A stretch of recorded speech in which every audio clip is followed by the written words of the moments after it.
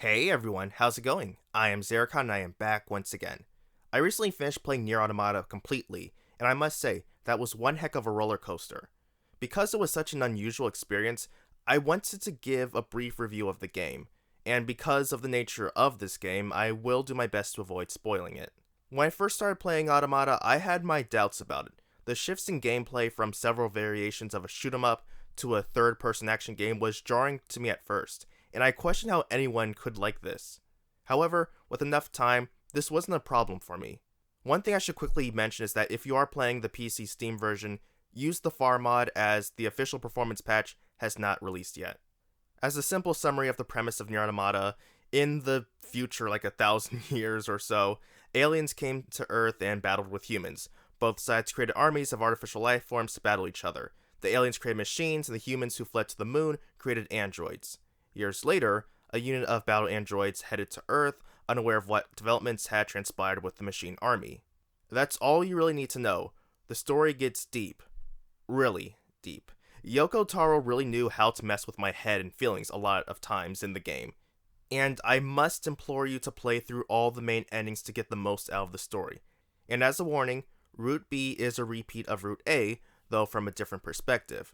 While it might seem tedious at first, I ask you to get through it because it is worth it. Additionally, you should be able to get through it faster than Route A. Your stats, weapons, and items transfer between each playthrough, so that should be able to help you with steamrolling Route B. The combat is excellent. During ground combat, you use two main weapons to fight enemies, one set for normal attacks and one for heavy attacks. Later on, you'll be able to hack enemies to control enemies or detonate them. You have a pod unit that supports you with artillery fire and special attacks. Aerial combat is either a top-down shooter or a 2D shooter, and there are elements in there of bullet hell segments that occasionally occur. The world of Nier Automata is designed exceptionally. Each location is distinct, and each area connects well to neighboring areas. Another praise I have is that the world is not too big. Unlike a lot of open world games that create large worlds for the sake of having large worlds, Nier Automata's world is reasonably sized. The only area that I would probably criticize is the desert because the wasteland between the camp and the residential area is tedious to traverse. But that was probably the point. In addition to proper scale, the game's length is great.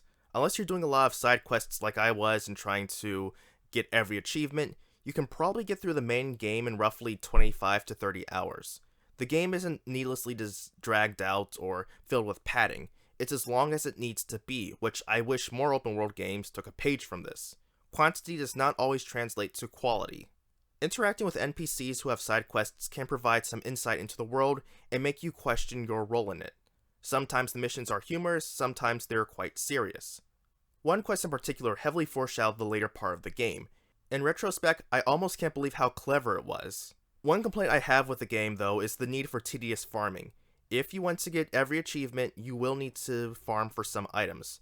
This will occur when you're trying to fully upgrade all your weapons and pods. Although some items can be bought, the others will have to be found through farming or other methods. This pushed me back getting the final ending and writing up this review. But if you use the wiki, it will make everything at least a little smoother. I wish I could say more about this game, but doing so would risk spoiling so much. Even with the game being 4 years old, this is something that I think is best going in blind. And I will say this, before I had Breath of the Wild as my game of the year for 2017, but after playing this game, I can wholeheartedly say that this game beats out Breath of the Wild as my game of the year. But that will do it for today. Thank you very much for taking the time to watch this video. If you've played this game, let me know what you think about it in the comments below. Also, have you played the original Nier or Drakengard series? Share your experiences. So until next time everyone, I am Xeracon signing off. Have a good one.